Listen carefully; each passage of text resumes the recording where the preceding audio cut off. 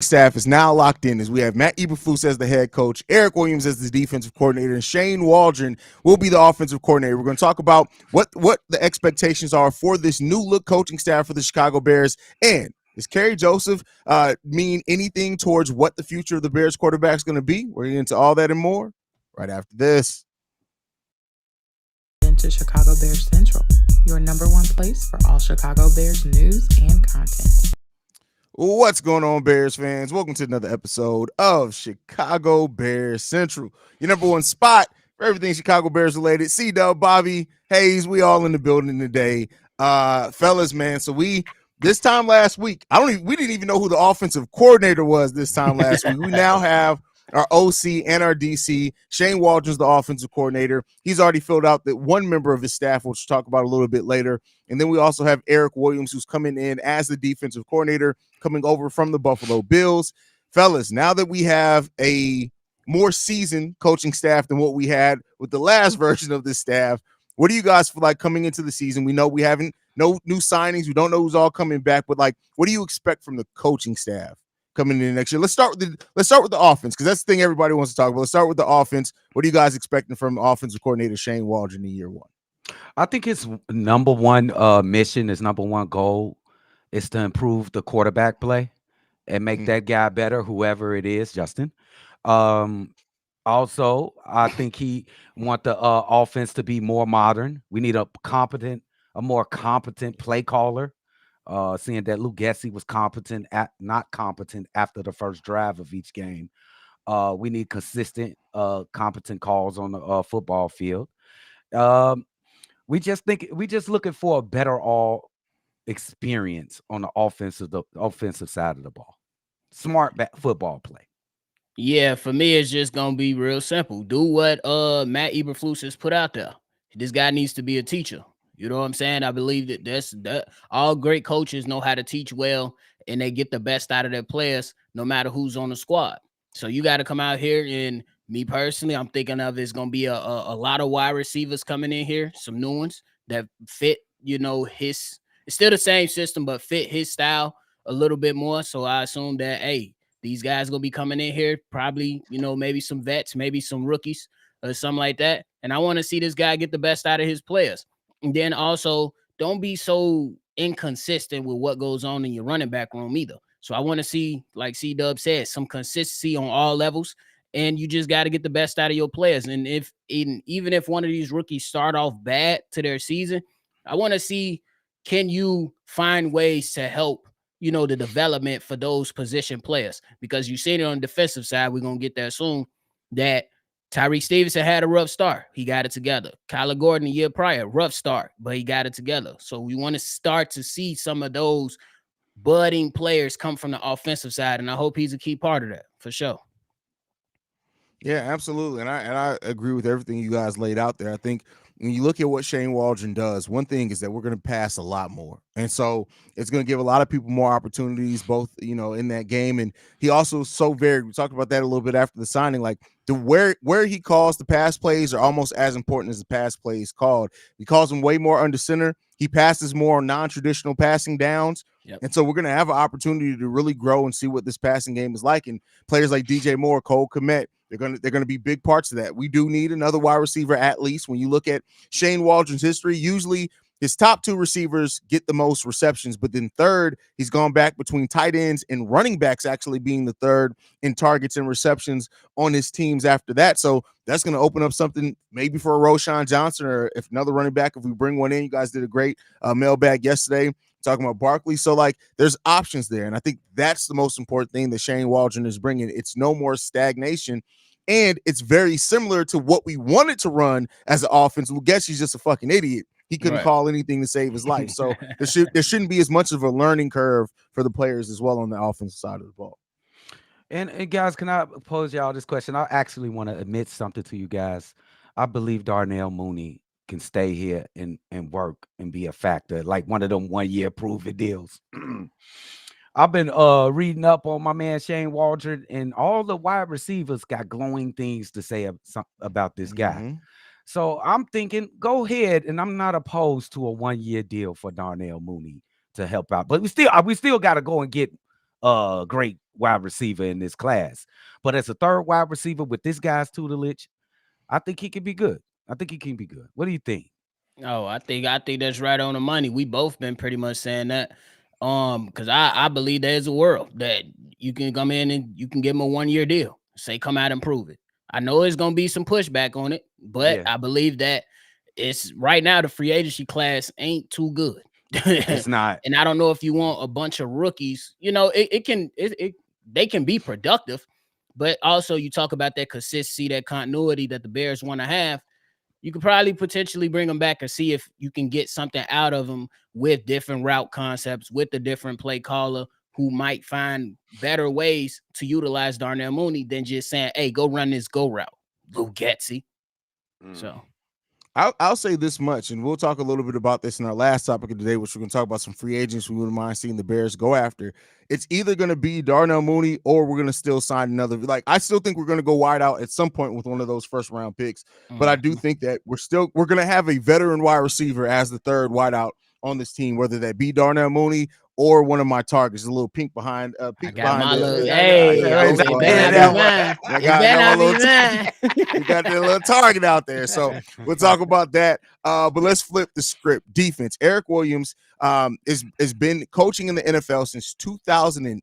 He's been a coach. He's actually originally started with our defensive line here in Chicago. Now, while he doesn't have a whole hell of a lot of play calling experience, he does have some, but it doesn't seem like that's what they're looking for out of that defensive coordinator position either way. What do you guys think about bringing in Eric Williams as DC? Washington. Eric Washington. Yeah, why I say Williams? Who the fuck am I thinking? Alan Williams. Maybe. Eric Washington. I think this is a great hire. And what he's specifically here for, and I think it's important for Matt Eberflus, is to lighten the load. I think that Matt Eberflus had a lot on his plate, being you could just go ahead and call him de facto DC and the head coach of this team. You got a guy to come in here, because I think Matt Eberflus is still gonna call the plays here, but you got some guy that you can give some of those strategy and teaching to some of the players, and he got somebody to help him with his day-to-day things in that defensive coordinator area. So it's gonna be good. Let's see what he does. He can't do anything but help Matt Eberflus. Yeah, I think that's a good thing to say, that to come and take some pressure off of Matt Eberflus. But one of the key things I want to that I'm expecting from him is defensive line development. This guy's one of those guys that's known around the league as a guy that can develop defensive linemen. Eberflus got the defensive backfields and the linebackers, playing well, and he's developing them well. Now you got the guy that comes in that's going to develop your defensive linemen. And I want to know, what the hell does this mean for Big Dex? Oh, that didn't come out right. It sound horrible. But Javon Dexter, we gonna say that. We ain't gonna call Big Dex. You never living that down. I'm just letting you know I don't forget nothing. It's all out there now. We live. But hey, what does it mean for Javon Dexter and Zach Pickens with this guy coming in and being one of those guys that can develop defensive linemen? And what does it mean for some guys that might be on the free agent market? We shall see. So I'm expecting a lot of things from him, especially looking at those guys on the front. Yeah, and I think it makes a lot of sense as well that they brought in somebody who he's historically been a defensive line coach, and that's where we need some of the most development at. Yeah, we need development in the secondary. We have a very young secondary, but we look at the Zach Pickens, Javon Dexter, what you can really turn those guys into. I think that's important. Damn, somebody walked up on that man. Wait till I'm done. I'll just save it. Wait till I'm done. All right. Okay. It's my son. Ain't lacking at the crib neither. He not lacking. Hey, is Haize gonna have to shoot a nigga on live? Anyway. For real, bro. But I don't even remember the point of. But they brought in somebody who's in one of our weaker areas, at defensive line. Before Montez Sweat came there, it was terrible. After Montez Sweat came here, it showed a lot of room for improvement, but it still does need to improve. So I think bringing in Eric Washington is going to help that development, along with those young guys that Bobby mentioned as well. So agreed. So now Matt Eberflus, he's gone from having two coordinators who were fresh like he was. They were rookie coordinators. He brought in one of the most seasoned and desired offensive coordinators in Shane Waldron. And while not super experienced as a DC, still a coach that's been around the NFL for almost 20 years. What are we expecting from Flus now in 2024? Oh man, we expected him to be successful in 2024. That's a great way to put it. We expect him to be successful. You got your guys. You still got some positions to fill out, I believe. But you got your main leaders on your offensive defensive side. Now let's get this roster together and let's go into 2024 and get ready for a battle in this division, which is, I think it's going to be the best in football next year. So we got to get this together early, man. We ain't got time to play around. Matt Eberflus need all the help that he can get, all the good players they can get, all the time he can get, to tell you the truth. So let's get started. Let's get started, man. I'm just happy that they knocking this shit out and they ready to go. They got the guys secure. Obviously, you still got the people to fill in, like a wide receiver coach and some more, coaching openings on the squad. But like C-Dubb said, you got your main guys. Matt Eberflus, we need to see a Chicago Bears team that ain't folding against fucking Green Bay. I'm tired of losing to these guys. Enough is enough, bro. And you beat Detroit, you beat Minnesota, but you can't get over them weak ass Packers. We got it's time to put foot in asses. For real. For real. Like enough is enough.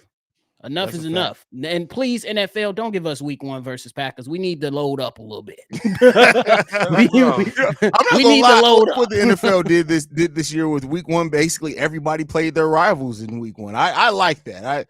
It is what it is. Can we start with a different rival?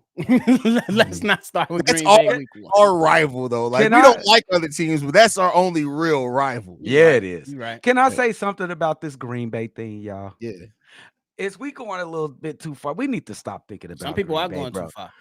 Joe, what if we beat Green Bay 2 times a year? And that's the only 2 fucking wins. That's why I always fight back when people are like, the most important thing is beating Green Bay. I'm like, no, because technically you can lose both games against Green Bay and still win the division. That's what I'm saying. We gotta chill. Like, don't get me wrong. There's nothing in me more than would love to sweep a season series against those motherfucking cheeseheads. Yes. But at the end of the day, it's big picture. Let's get wins. Like, here's the thing. Let's win 8 to 10 games first. And then we do that for a season or 2. Then let's focus on beating Green Bay. If we haven't beaten them by then. Absolutely, Drip. Look what happened last year, Drip. First game, we all packed. We got to beat Green Bay. Let's beat them. Let's beat them. Let's beat them. We go in there and get our ass whooped, of course. What happens to the next 4 games? It's like a lasting effect on us. Like, damn, we still can't beat these motherfuckers, man, every year. And then the end of the year, man, we go get them. We go get them. No, it's not. Now it's a failed year when it's not. You won 2 times as much games as you did last year. Now everybody's feeling down on the season because you could beat this crappy ass team up north. Fuck Green Bay. Let's just get wins, bro. Fuck them.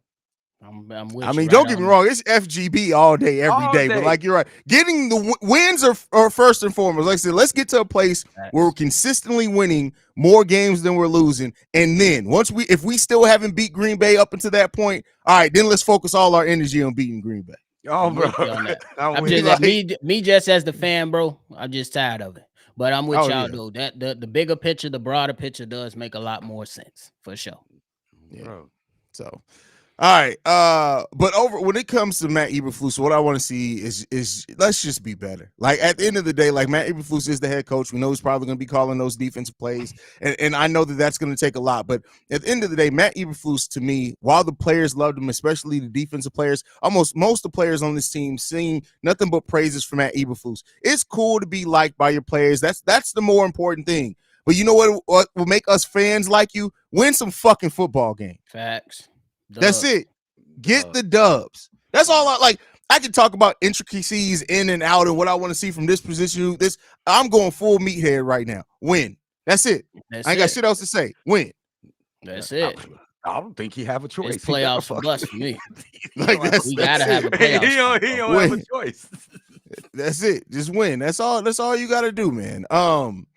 Yeah, and then fuck those Packers. But okay, with that said though, one of the coaches, Shane Waldron, does have a member of his staff so far. Initially, he thought it was going to be Sanjay Lal, who actually removed himself from consideration. Kerry Joseph gets the position. How do you guys feel that? What do you feel this means for the future of the QB situation? What it says that Sanjay Lal turned it down, but Kerry Joseph slid right in there and his work with quarterbacks over his career and things like that.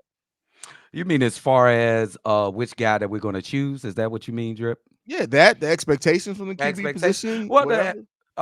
when it comes as to who we're going to choose, I don't think this moves the needle either way to either guy or any guy.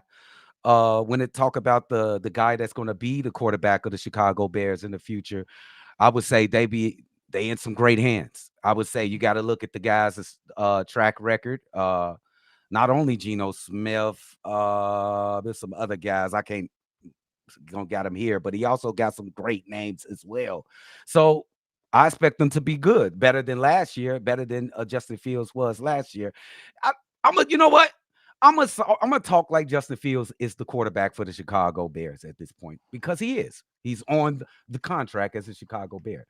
So Justin Fields will be a better quarterback next year because of these guys. There we go.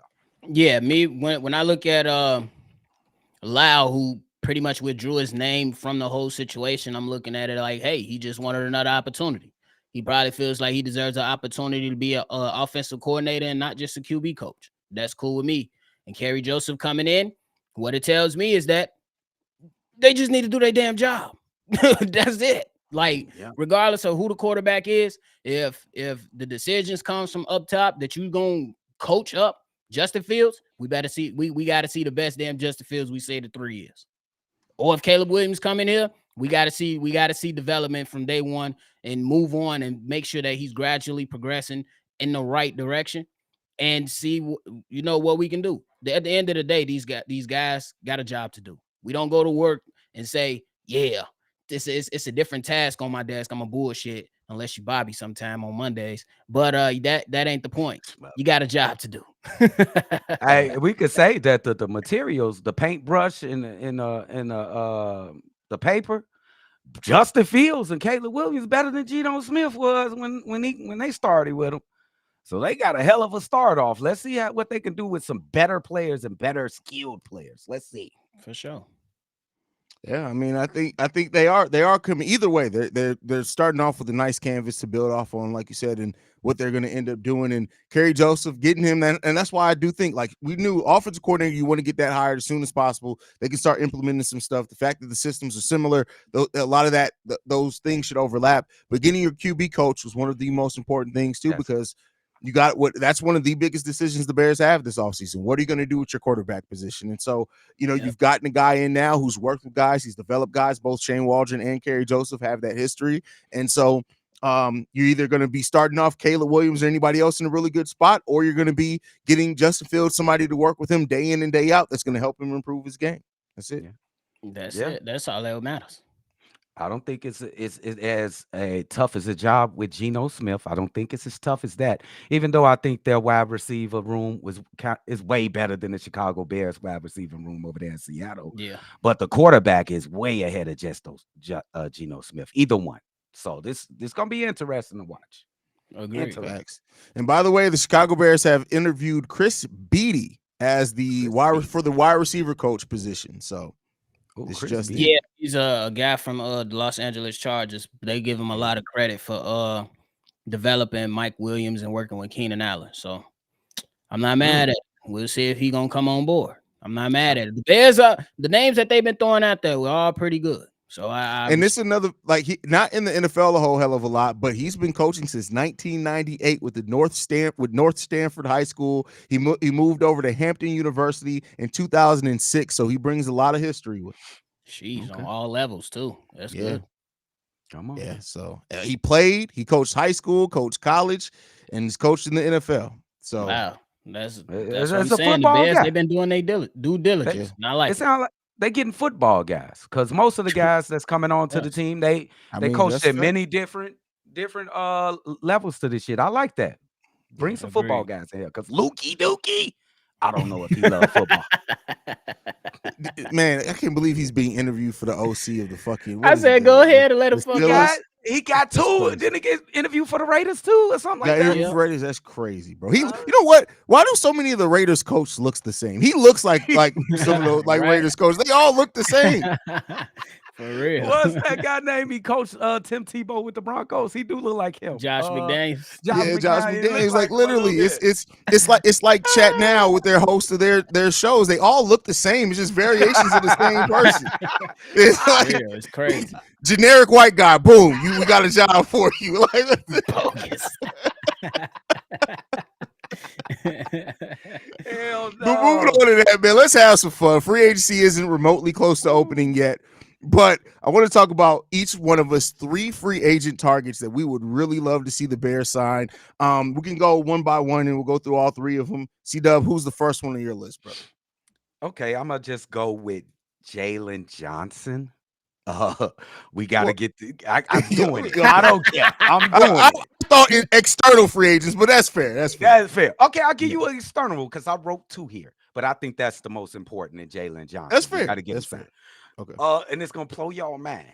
If we can get this guy, he is the best at his position. I think is somehow he's a free agent right now, and it will clear one of the holes we have on this team. Jason Kelce is a free agent. Agent. I feel where you're coming from. He'd be great.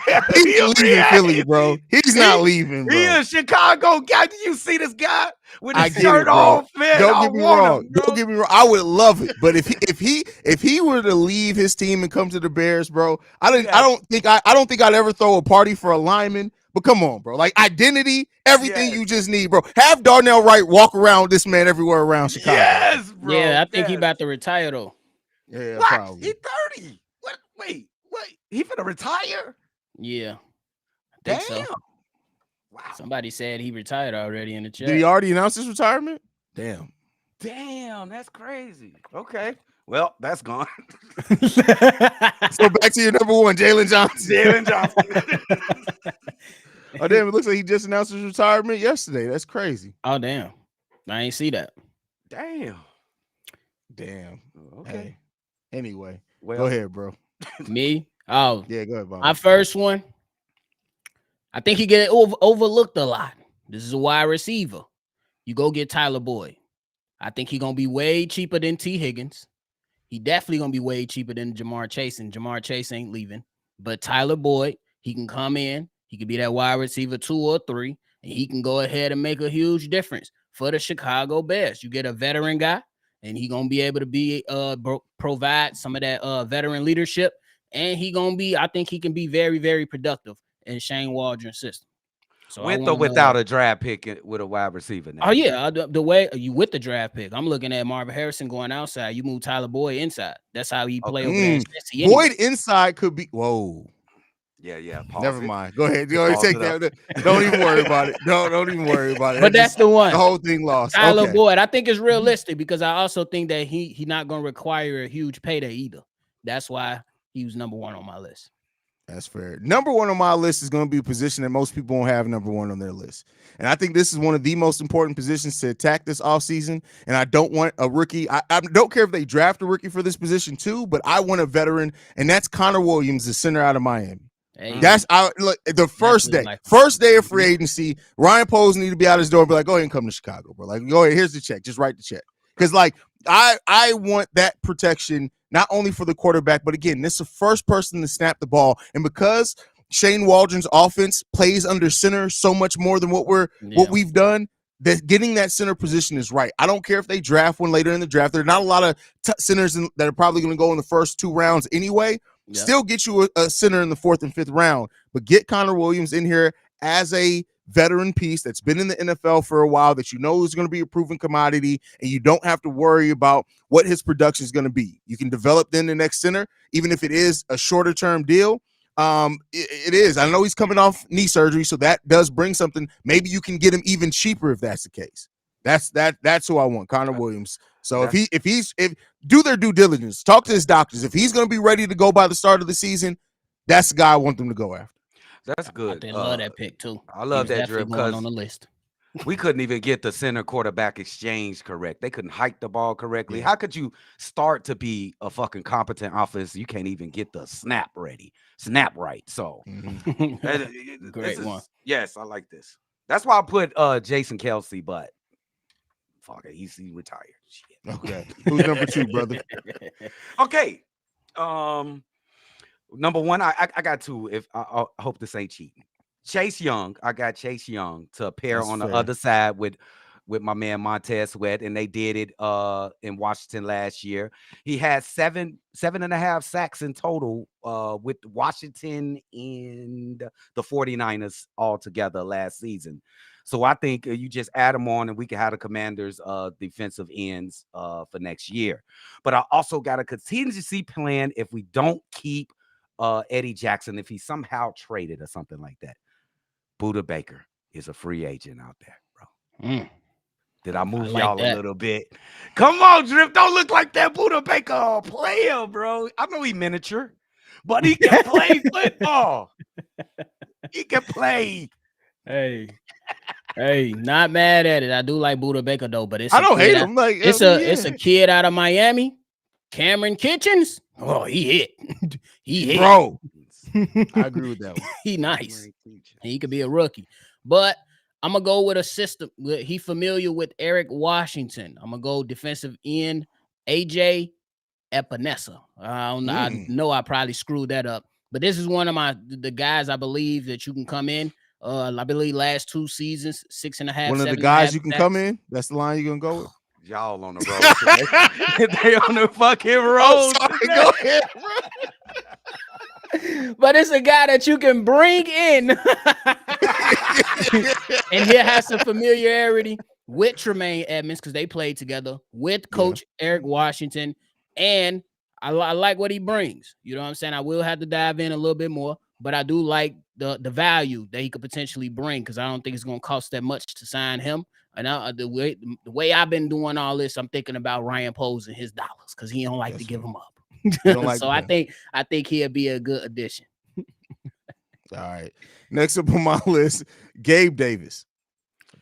Perfect. That's what I was talking about. I literally, because in my mind, we're still going to go wide out in the draft, regardless of where that position gets you drafted at. You can bring in Gabe Davis as a veteran to be that third wide receiver in that. You can use him in the inside. You can use him out. 746 yards on 45 receptions last year and 7 touchdowns. Yeah. Come on now. Yeah. They ain't and gonna they let missed him him go. in that playoff They game. ain't gonna let him walk. They not gonna let him walk, Drip. They not. I'm not saying that they will. I'm just saying that if he's available. Come on, man. Gabe Davis, bro. Yes. Gabe Davis. That dude, that 6'2", 210 pounds. Come on, bro. Every time I watch a highlight from him, he's breaking away. I think he might be filling in for number 1 because Stephon Diggs and I think that's a possibility, nephew. Yeah, absolutely. So that's a good pick though, for sure. Yeah. Listen, about to be 25 years old. He can be a number 2, number 3, whatever you need him to be. And listen, they say right now the contract he's projected to get is 3 years, $40 million per spot rack. So listen, I'm not mad at paying him that money. If you're bringing in another rookie wide receiver, you don't have to pay them for 3-4 years. I wouldn't mind spending that money on Gabe Davis. Yeah, you could spend some bread for sure. Yeah, for sure. Who your next C-Dubb?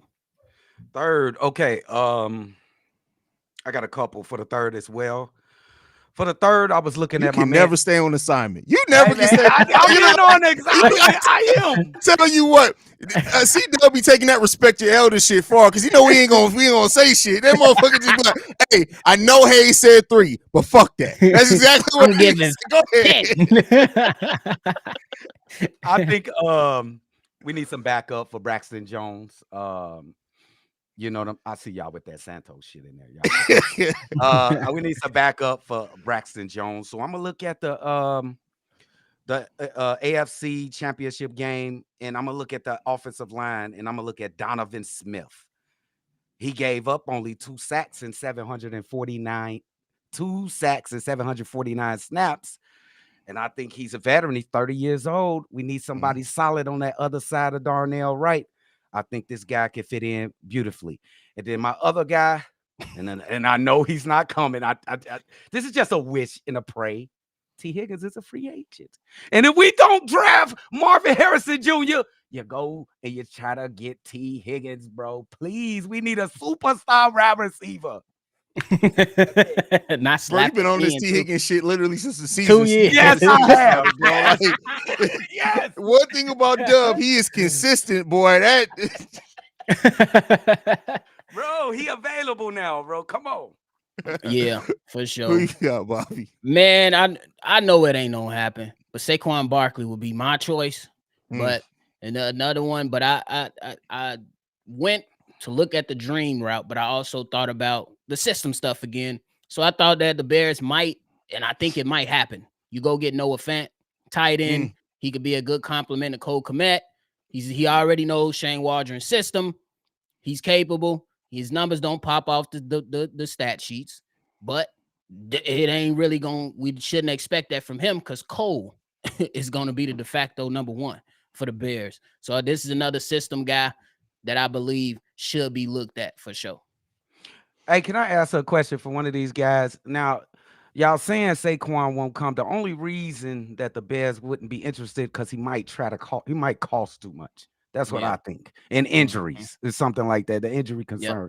But could you picture Justin Fields and Saquon Barkley in the backfield for the right price? Come on, It'd now. be But crazy. that's the thing. That's the thing. We know that Ryan Poles ain't paying running back. He ain't paying. That's the thing.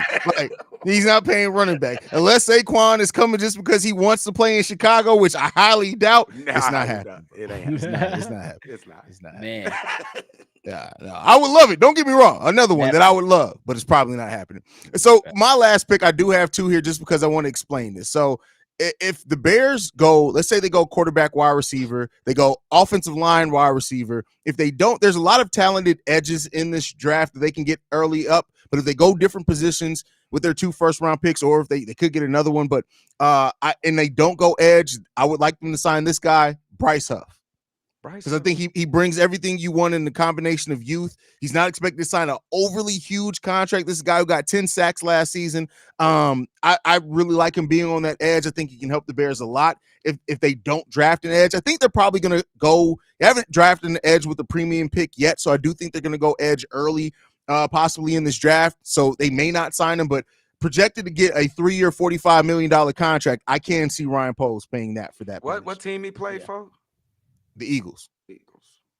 Yeah, because they definitely might have some turnover coming out of Philly because they got a lot of pass rushers that they got to, pay. They got a lot of people they got to pay. Or, what I'm saying? That's going to And I said Eagles, Jets. Sorry, I said you wrong there, brother. Okay. Yeah. But the Jets got some ballers too, so we'll see. They do. Yeah.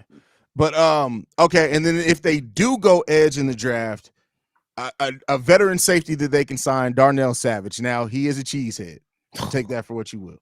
Darnell You Savage. should like look. his play, I'll be though. surprised. I do I'll like be his play, just though. looking at me like I can Can't lie. smack you right now, Hayes. But he's a baller, bro. We was He is just a talking baller. about the ops drip. Yeah. We was just talking about the ops. And I'm surprised. It took a lot in me to put an op on the list. But listen, talent trumps all. That motherfucker talented, bro.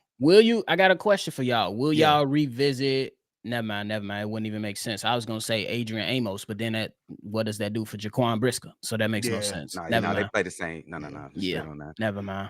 Buda Baker, damn it. Stop trying to pass up Buda Baker. Cause he little. Y'all ass doing that cause he little, though. He can ball. Have we not done enough for the little players, bro? I'm just saying. Like, come on, man. Like, at some point you gotta live and you gotta learn, bro. Like, don't get me wrong. Buda Baker's talented. Don't get me wrong in that at all. But the dude's 5'10", bro. Come on, man. Are you not a little bit concerned about that at all? Not even a little bit. No, because he like a little Tasmanian devil, bro. That side shit don't mean shit. I mean, hey, bro, the Tasmanian devil would be a heck of a nickname for him, bro. That's accurate. Yeah. He's a terror, bro. I gotta ask you fellas a question, though. Stop asking questions, Quizler. Goddamn. No, I'm just playing. Go ahead, bro. He's talking about Quizler. He said Quizlet. Look, do y'all think we need a veteran quarterback to be the number 2, or y'all cool with Tyson Bagent at that backup role? Bro, we don't even know who the number 1's gonna be. I ain't even thought about the number 2 right now. To be honest, and we gonna try. No. Okay. I'm just saying I haven't thought about that. Like, it's a valid question. I honestly don't know, bro. I haven't spent any time thinking about backup quarterback. I'm not even gonna. I think it depends on who your number one is.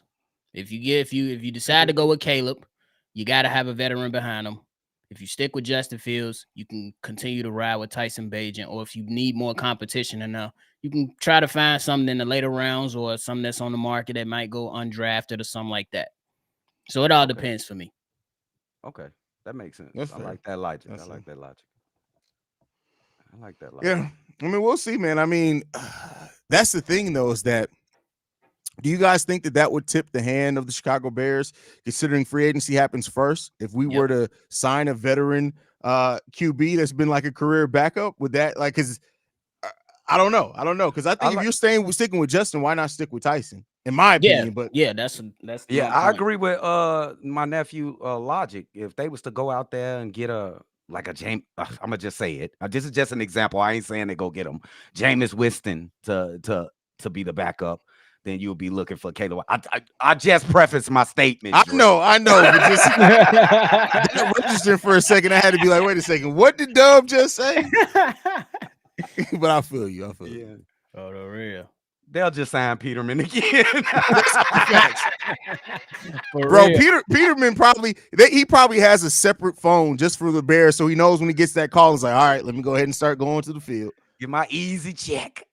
Let me just go to the practice squad.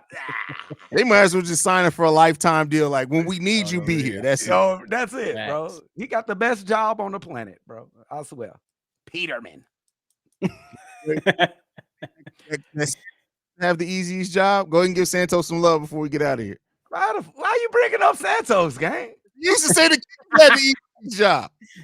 Santos, I did say that back in the day, but this is even easier because he's not participating in shit, but being like the opposing. He got to fake like he the opposing team and shit on the practice squad, and then sometimes he come in at garbage time and shit. He just, he just there, Peterman, and just collecting a nice 6-figure check for it. So it's the easiest job in the NFL, bro. But then Santos is close, bro. And okay, fuck it. Robbie Gold gave this man his props, bro. I heard that damn clip, bro. Shout out to what's that Santos, that kicker name? What's his name? Cairo. Shout out to Cairo. Get all the feet and shit up in the chat. Y'all be doing that shit on purpose, bro. Shout out to Santos, bro. He gonna be a Pro Bowler next year. He the greatest kicker in the world. Nobody can stop Cairo Santos. We can't win without him, bro. Look at God. Growth. You see the growth from one season from my homie, man. That's crazy. That's crazy. Any other thoughts before we get up out of here, fellas? I ain't get who you got for these championship games, Drip. Yeah, let's hear it. Who you picking? Oh shit, that's a good. You got. I'll give you got. No, I know. 49ers. I'm picking 49ers over Detroit. Mm-hmm. Oh, this the one right here. This the one, Drip. Come on. I'm going Ravens over KC. Let's go, Drip. That's what we're talking about. Let's go. Yes. Yeah. I'm over here. I'm torn, bro. I ain't gonna lie to you. I am torn. Tell him why. Patrick Mahomes, bro. To me, Patrick Mahomes has entered that Tom Brady like, don't bet against this motherfucker. Don't bet against him. But Lamar Jackson, he got the better team. It can go either way.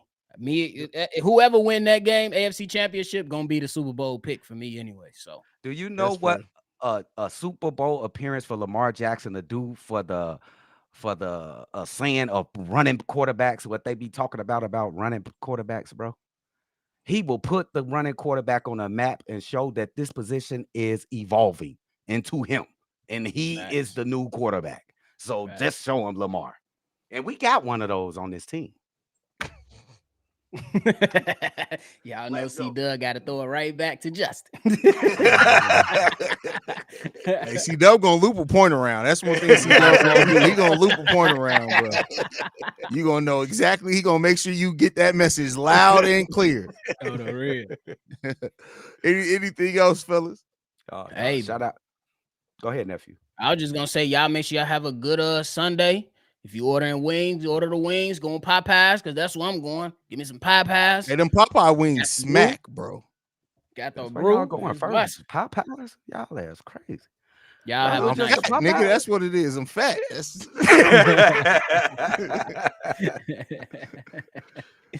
But that's All it for right, me. y'all. Man, y'all make sure y'all follow the show at Shy Bear Central. You can send us any feedback, questions, comments, concerns, ChicagoBearCentral@gmail.com. Then lastly, if you want to leave a text message and our voicemail, 773-242-9336. We're the number one spot for everything Chicago Bears related. And Chi-Town up, Bear down. Love you guys.